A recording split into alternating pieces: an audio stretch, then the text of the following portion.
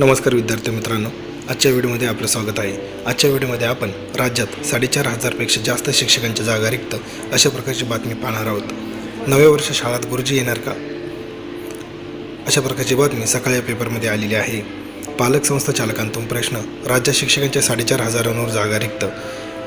पहिली ते 9वी साठीच्या शिक्षक भरतीसाठी घेण्यात आलेल्या TET परीक्षेच्या उत्तरपत्रिका पोलीस निगराणीखाली सीलबंद असल्याने निकाल लांबणीवर अभियोग्यता परीक्षेचे नियोजन शासन स्तरावर प्रलंबित राहिल्यामुळे नव्या शैक्षणिक वर्षात तरी शाळांना गुरुजी मिळणार का, असा सवाल पालक व संस्था चालकांना पडला आहे।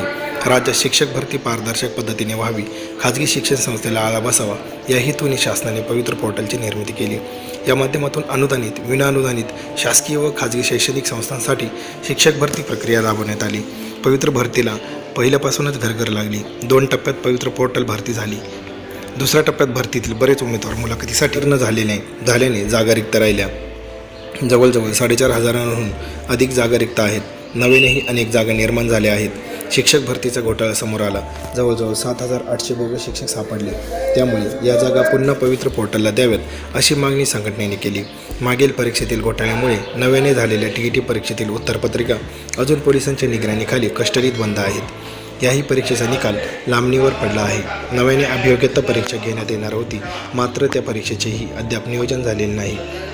येत्या जूनला होणाऱ्या नवीन शैक्षणिक वर्षात रिक्त जागांवर काम कोण करणार, असाही प्रश्न संस्थांना पडला आहे। धोरण निश्चित नाही। दर जून महिन्यात शिक्षक हजर झाले नाही तर विद्यार्थ्यांच्या होणाऱ्या नुकसानीस जबाबदार कोण राहणार, असाही प्रश्न उपस्थित केला जात आहे। कोरोनाच्या पार्श्वभूमीवर शाळा बरेच दिवस बंद होत्या, विद्यार्थ्यांचे नुकसान झाले। आता शासनाने एप्रिल महिन्यात शनिवार व रविवार पूर्ण क्षमतेने शाळा सुरू ठेवण्याचे निश्चित केले आहे। ज्या शाळेत विषयाला शिक्षक नाहीत त्यांचे काय, याबाबत धोरण ठरलेले नाही। TET परीक्षेचा निकाल व अभियोग्यता लांबणीवर पडल्याने व महाराष्ट्र राज्य परीक्षा परिषदेचे अध्यक्ष दत्तात्रय जगताप 2 आठवड्याच्या सुट्टीवर जाणार आहेत। ते थोड्या दिवसात निवृत्त होत आहेत। नवीन अध्यक्ष कोण, याबाबत निर्णय झालेला नाही। शिक्षक भरतीसाठी ज्या कंपन्या निवडण्यात येणार आहेत त्याचीही निविदा अजून निघालेली नाही। बिंदू नामावली माहिती मागवली नसल्याने कोणत्या प्रवर्गासाठी किती जागा शिल्लक आहेत हे कळत नाही। यामुळे भरती प्रक्रिया लांबत चालली आहे। शासनाने ठोस निर्णय घेऊन लवकर ही प्रक्रिया राबवावी, अशी माहिती संतोष मगर पाटील, संस्थापक D.Ed. B.Ed. स्टुडंट असोसिएशनचे अध्यक्ष यांनी सांगितली।